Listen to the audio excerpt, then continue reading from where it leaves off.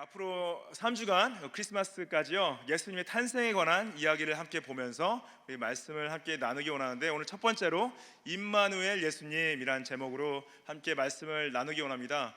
여러분들 신약 성경 처음 읽기 시작할 때 마태복음 시작하시죠. 마태복음 시작하면은 마태복음 처음이 예수님 족보로 시작을 하죠. 1절부터 17절까지가 예수님의 족보가 나옵니다. 그 다음에 바로 나오는 것이 예수님의 탄생의 이야기인데요, 오늘 말씀 1장 18절 말씀에 이렇게 시작합니다. 예수 그리스도의 나심은 이러하니라. 그의 어머니 마리아가 요셉과 약혼하고 동거하기 전에 성령으로 잉태된 것이 나타났더니, 그러죠.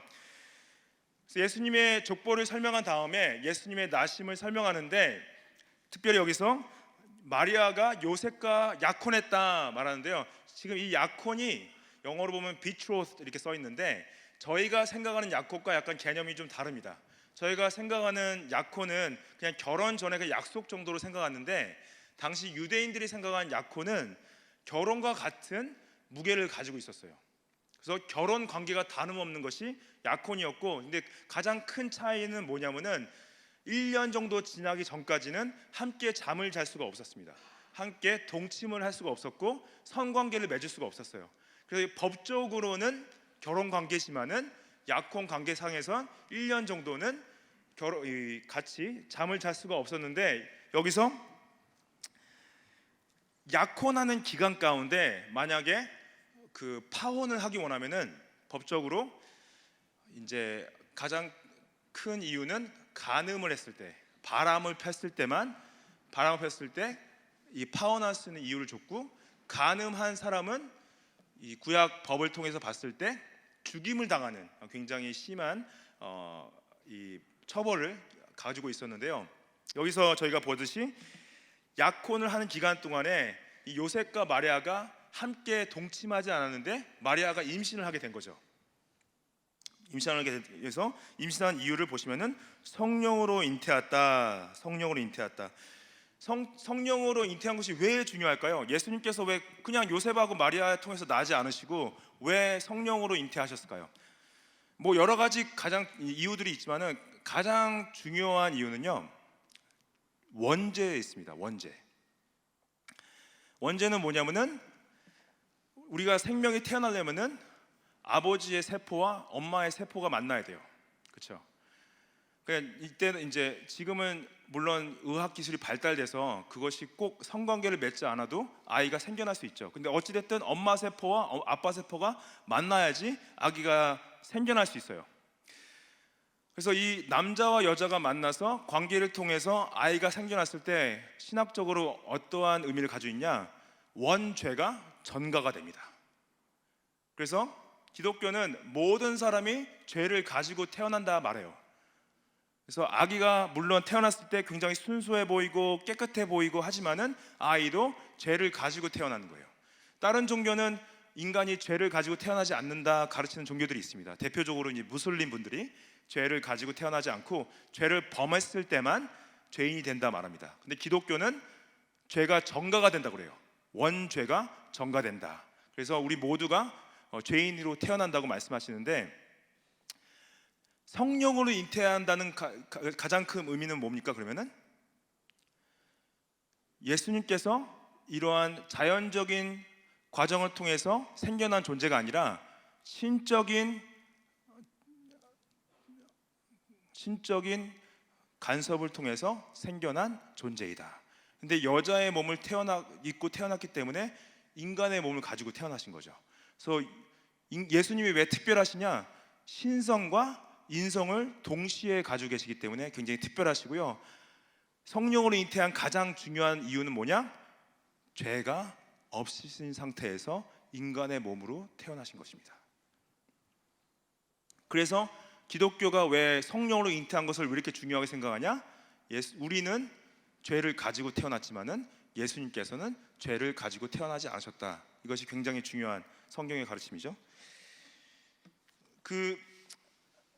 요셉이 곤란하게 됐어요. 자, 19절 보시면은 그의 남편 요셉은 의로운 사람이라 그를 드러내지 아니하고 가만히 끊고자 했다. 영어로 보시면은 her husband, 약혼한 상태로 그냥 남편이라 부릅니다. husband Joseph being a just man, 의로운 사람이다. a righteous man. 이거는 요셉이 율법을 완벽하게 다 지켜서 의인이라는 것이 아니라 하나님 보시기에 의로운 길을 걷고 있는 정직한 사람이다. 물론 실패할 수 있고 죄를 범할 수 있지만은 그래도 하나님 앞에서 거룩한 삶을 살기 위해서 노력하는 사람이다. 이 사람을 이제 의로운 사람에 표현한 거죠. 근데 이것을 마리아가 잉태한 것을, 임신한 것을 드러내지 않고 가만히 끊고자 했다. 이게 뭐냐?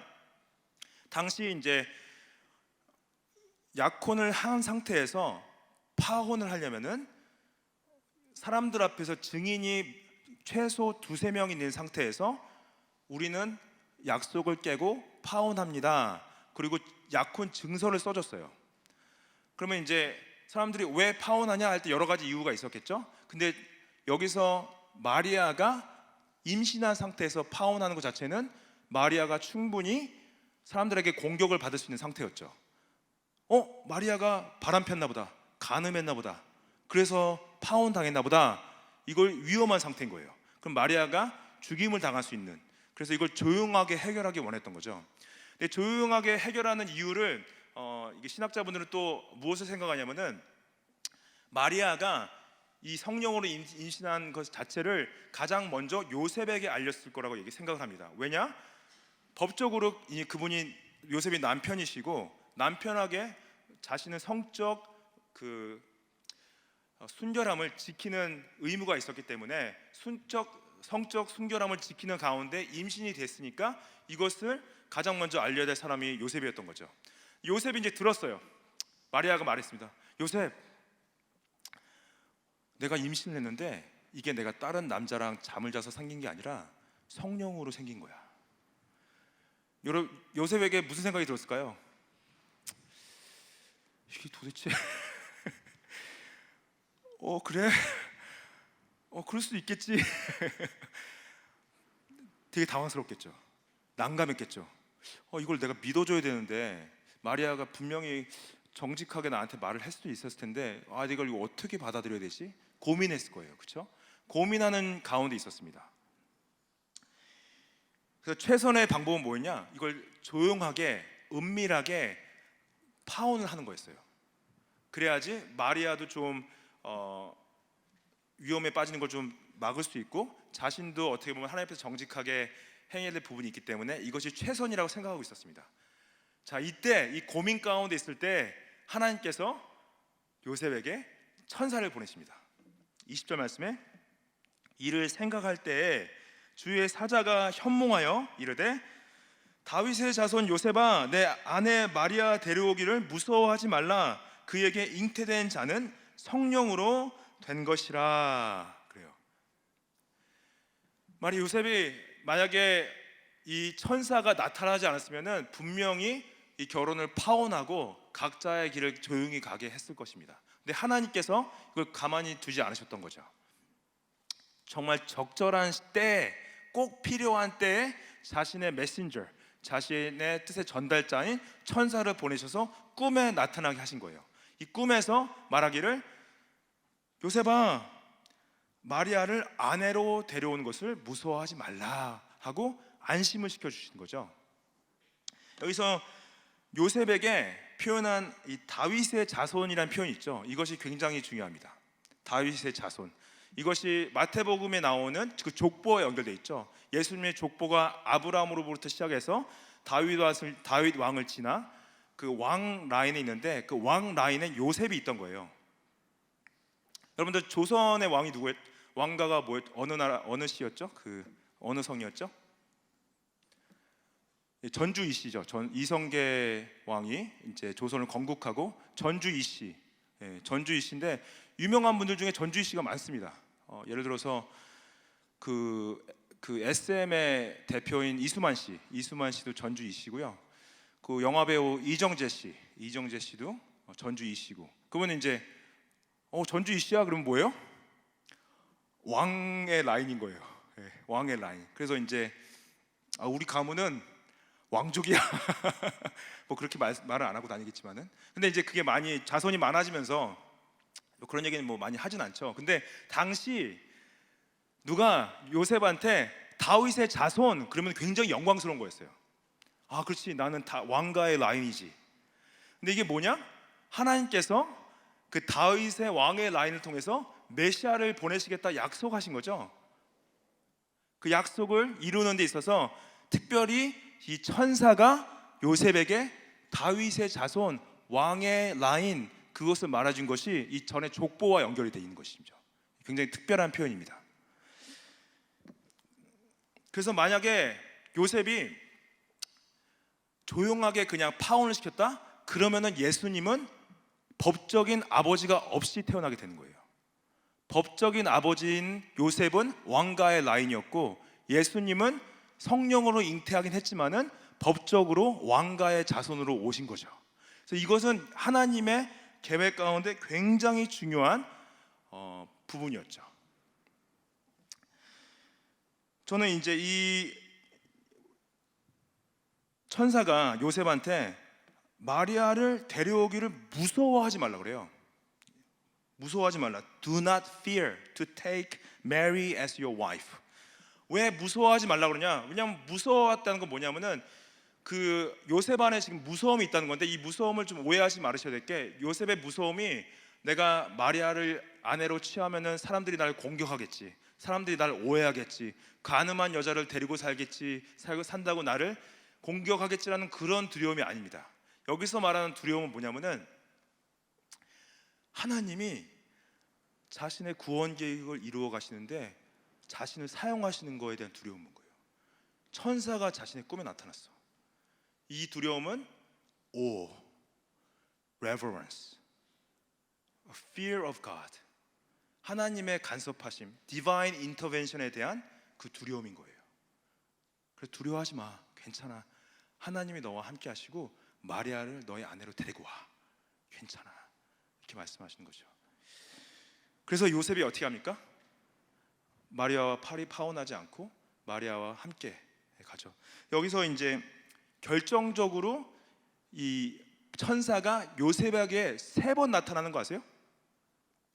천사가 3번 나타나는데, 첫 번째는 이때 고민하는 가운데 나타나고요. 두 번째는 언제 나타나냐면은 애굽으로 도망가게 하시려고 꿈에 나타나십니다. 요셉의 꿈에 천사가 나타나서 지금 헤롯 왕이 아기들을 죽이고 있으니까 빨리 애굽으로 도망가, 그래서 구원을 시켜주세요. 그리고 3번째 나타난 거 언제 나타나신 거예요?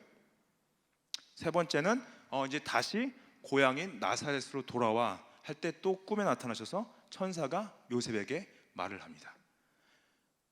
그래서 요셉은 그 순간순간 하나님의 부르심과 하나님의 소명, 지금 이 마리아를 성령으로 잉태한 아기를 자신의 아들로 받아들이고 하나님의 구원 계획 가운데 자신에게 부르신 역할을 감당하는데 묵묵하게 순종하면서 나간 거예요. 저는 이 예수님의 탄생 얘기 가운데 요셉의 이야기가 많이 드러나지 않는 것에 좀 안타까움이 있습니다. 요셉의 믿음, 여러분, 요셉의 믿음은 무엇인가요?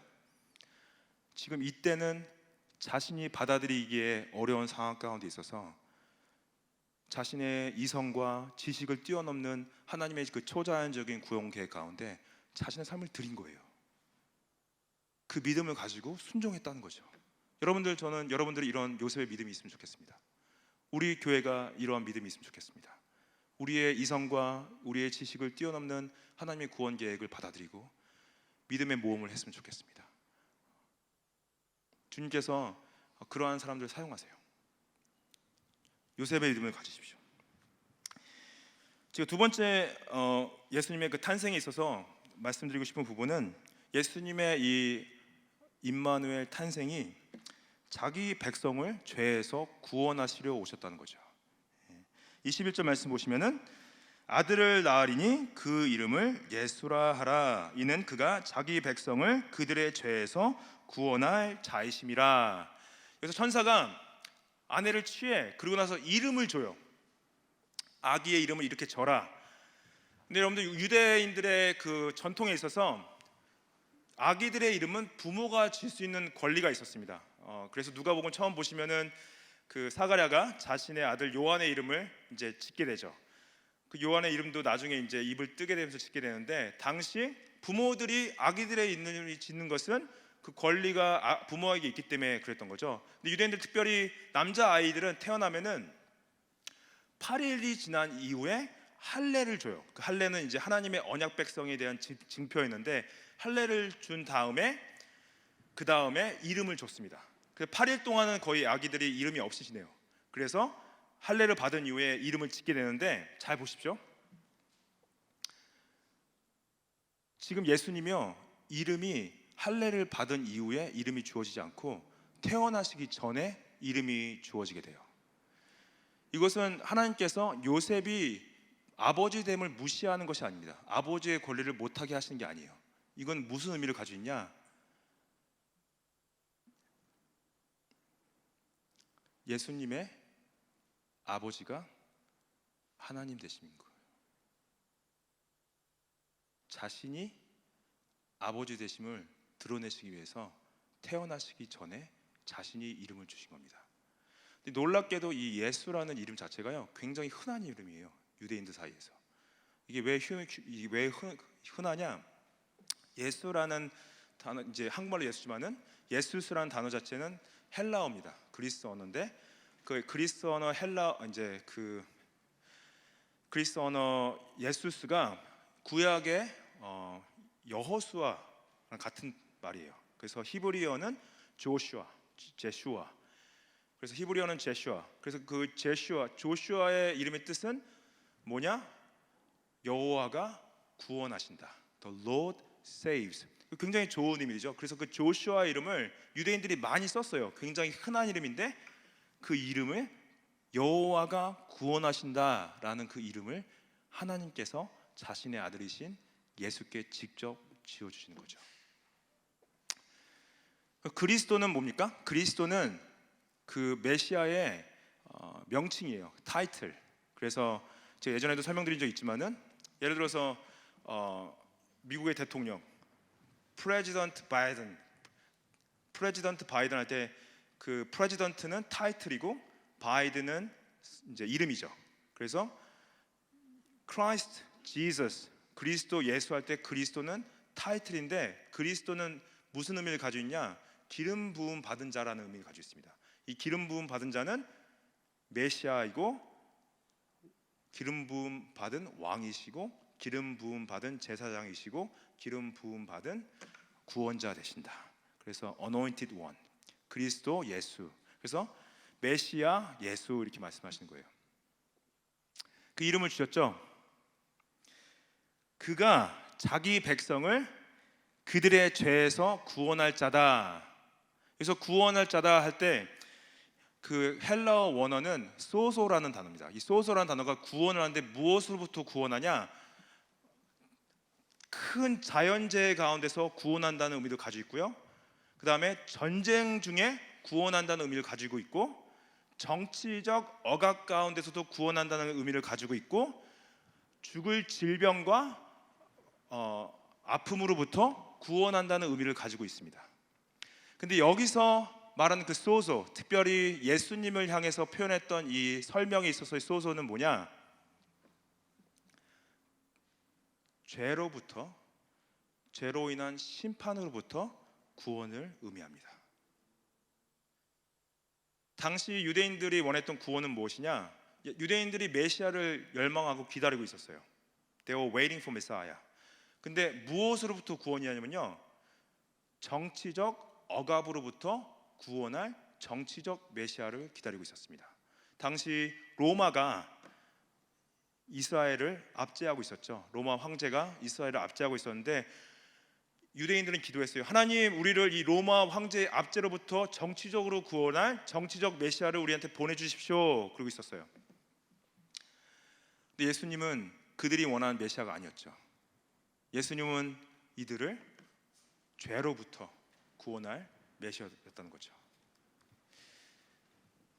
그들의 기대와 달랐습니다. 그리고 이 예수님께서 죄로부터 자기 백성을 구원한다고 표현했는데, 이 자기 백성은 이스라엘뿐만 아니라, 자기 백성을 말할 때는 자신이 택하신 백성, 자신이 택하신 모든 열방의 백성들을 다 죄로부터 구원하신다는 의미를 포함하고 있어요. 그것이 이스라엘 사람뿐만 아니라 한국 사람, 호주 사람, 수단 사람, 베트남 사람까지 다 그들 중에 자신의 백성을 그들의 죄로부터 구원하신다는 약속인 거죠. 근데 이것이 성령으로 잉태하심과 연결되어 있습니다. 왜냐?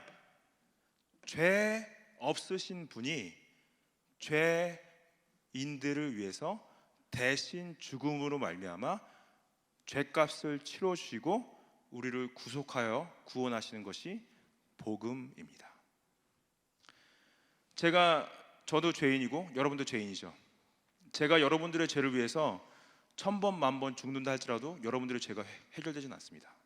저도 죄인이고 여러분들이 죄인이기 때문에 여러분들이 아무리 착하게 살고 아무리 좋은 일을 많이 하시고 아무리 율법을 잘 지키신다 할지라도 여러분들 자신의 죄로부터 구원할 수가 없습니다. 고린도후서 5장 21절 이렇게 써 있어요. 하나님이 죄를 알지도 못하신 이를 우리를 대신하여 죄로 삼으신 것은 우리로 하여금 그 안에서 하나님의 의가 되게 하려 하심이라.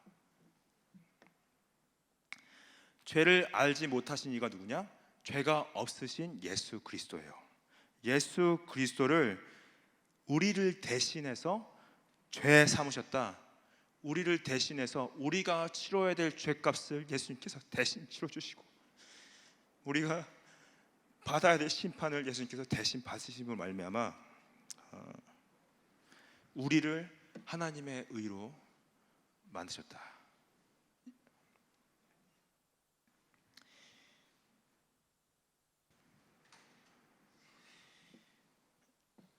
갈라디아서 4장 4절에서 이렇게 말씀하고 있습니다. 때가 참에 하나님이 그 아들을 보내사 여자에게서 나게 하시고 율법 아래에 나게 하신 것은 율법 아래에 있는 자들을 속량하시고 우리로 아들의 명분을 얻게 하려 하심이라. 율법 아래에 있다는 건 뭐냐? 율법의 기능이 뭐냐면요, 율법을 봤을 때 내가 이 율법들을 다 지켜서 내가 의롭게 될 수 있구나, 그걸 말씀하신 게 아니라 나는 이 율법을 다 지킬 수 없기 때문에 나는 죄인이구나, 나는 항상 거짓말하는구나, 나는 항상 간음하는구나, 나는 항상 욕심을 내는구나, 나는 항상 나밖에 모르는구나, 나 중심의 죄를 지을 수밖에 없는 죄인이구나. 그 율법 아래 우리 모두가 태어났는데 하나님께서 자신의 아들을 죄가 없으신 분을 죄 아래 나게 하셔서 우리의 죄를 대신하셔서 죽게 하시고 여러분들이 믿으실 때 하나님의 자녀가 되는 은혜를 베푸신다고 약속하신 겁니다.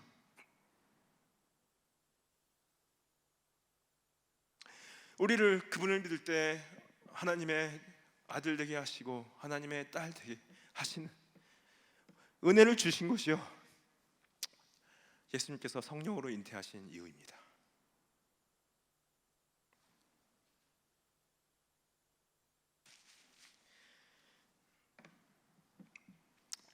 우리를 죄에서 구원하신 예수님께서는 우리에게 거룩한 삶을 요구하십니다.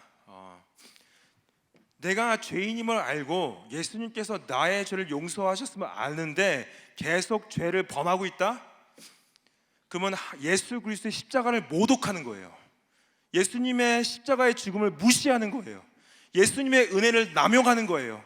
매일매일 나의 욕심을 쫓아, 나의 정욕을 쫓아, 내가 보고 싶은 거 보고, 내가 하고 싶은 거 하면서 주님과 상관없이 죄를 범해서 사는 것이 예수님의 십자가를 무시하는 삶입니다. 그래서 우리는 완벽한 삶을 살아낼 수 없어요. 왜냐? 예수님이 오시기 전까지 우리 안에 죄성이 그대로 살아 있습니다. 우리는 매일매일 죄를 범하고 있어요. 매일매일 하나님 앞에서 범죄하고 있는데요, 하나님께서 요셉처럼 원하셨던 건 뭐냐면은, 예수님을 위해서 살게 하셨던 건 뭐냐면은, 우리의 죄를 용서하는 회개하는 삶을 살 때 우리가 범하는 죄를 끊어버리고 돌아서서 예수님을 택하는, 선택하는 삶을 살기 원하시는 거예요. 나를 위해 사는 것이 아니라 예수님을 위해 사는 삶을 원하시는 것입니다. 저 목사지만은 매일매일 범죄합니다. 매일매일 실패합니다. 매일매일 하나님 앞에서 범죄합니다. 무릎 꿇어요. 예수님 용서하여 주십시오. 예수님 나의 죄를 용서하여 주십시오. 내가 예수님을 위해 살기 원합니다. 주님을 택하기 원합니다. 거룩한 삶을 살기 원합니다. 여러분들 주님을 택하십시오. 주님을 택하세요. 자신을 택하지 마십시오. 자신의 죄를 택하지 마십시오. 예수님을 따르세요. 그것이 구원의 은혜이고 성령의 열매입니다. 22절 말씀 보시면은 이 모든 일이 된 것은 주께서 선지자로 하신 말씀을 이루려 하려 하심이라. 이 마태가 이 말을 여러 번 반복해서 마태복음에 나오는데요, 이걸 말씀을 굉장히 좋아합니다. 뭐냐, 이 모든 것들 예수님께서 동정녀 마리에게 성령으로 잉태하신 것은 하나님의 완벽한 계획 가운데서 이루신 것이다, 말씀이 이루신 것이다 그런 거죠. 여러분들 내년 계획 세우시죠? 아니면 크리스마스 계획 세우시죠? 아, 내가 가족들과 여기를 가서 이날부터 이날까지 여행을 하고 같이 계획을 세우죠. 그래서 가족분들에게 말씀하세요. 내가 내년에 이때 같이 여행을 계획하고 있어. 그때 우리 함께 갈 거야. 그래서 여러분들이 말대로 내년에 같이 가족들 여행을 가셨어요. 가족들 생각이 뭐예요? 아빠가 엄마가 가족들이 세운 계획이 이루어졌구나, 성취되어졌구나 얘기를 하죠. 그렇죠? 성취된 거죠. 말했던 것이, 계획했던 것이. 근데 여러분들 근데 우리가 그 계획을 꼭 이룬다는 능력이 있습니까? 우리는 인간이죠. 못할 수밖에 없어요. 어쩔 때는 또 사고가 날 수도 있고, 어쩔 때는 직장일 때문에 못 갈 수도 있고, 어쩔 때는 우리가 계획한 대로 못할 때가 있어요. 왜냐하면 그게 우리 인간의 존재예요. 우리가 계획한 대로 다 성취하고 이루는 것이 아닌데, 하나님께서는 자신이 계획한 것은 무조건 이루실 수 있는 능력을 가지고 계신데, 하나님께서 자신에게 선지자들을 통해서 미리 말씀하셨어요. 내가 내 아들을 보낼 거야. 동정녀를 통해서 보낼 거야. 그는 죄 없는 자로 태어날 거야. 그가 자신의 백성들을 위해서 죽을 거야. 계획하신 걸 이루신 거예요. 하나님의 완벽하신 구원 계획을 이루신 거예요.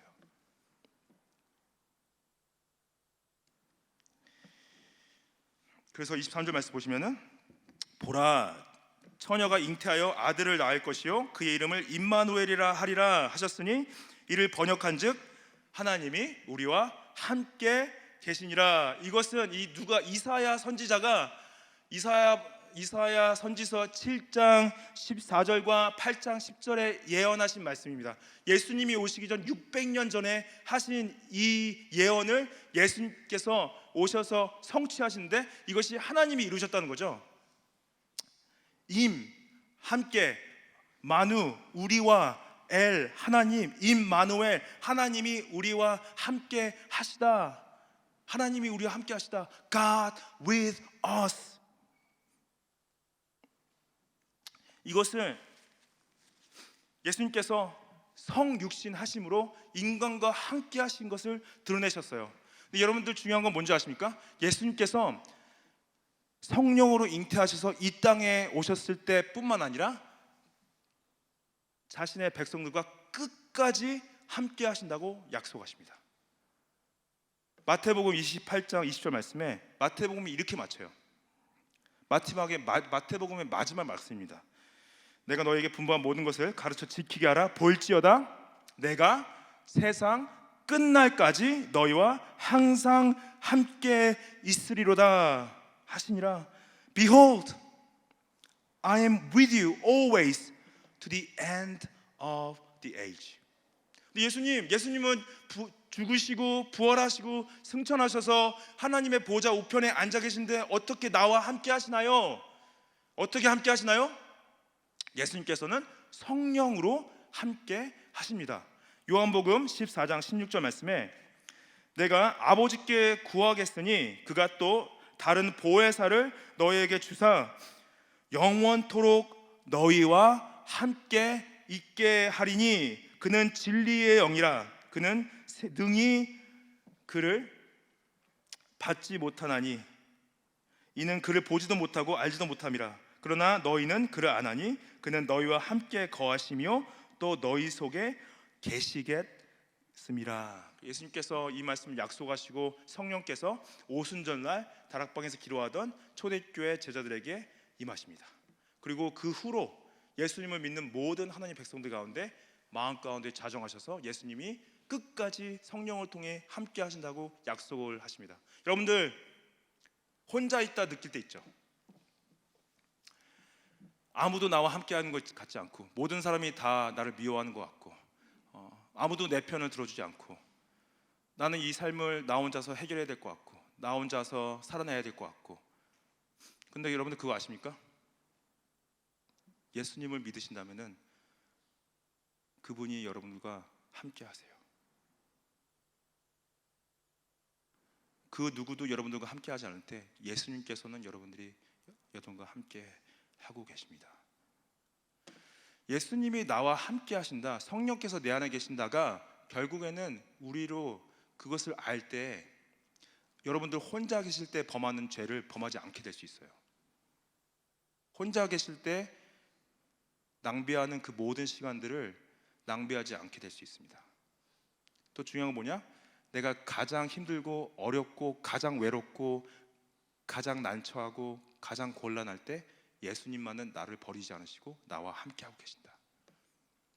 남편도 나와 함께하는 것 같지 않고, 아내도 나와 함께하는 것 같지 않고, 나의 자녀도 나와 함께하는 것 같지 않고, 그 누구도, 그 친구도 나와 함께하지 않는 그 순간에 예수님은 분명히 말씀하세요. 약속하셨습니다.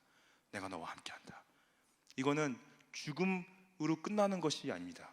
죽음 이후까지 함께 하십니다.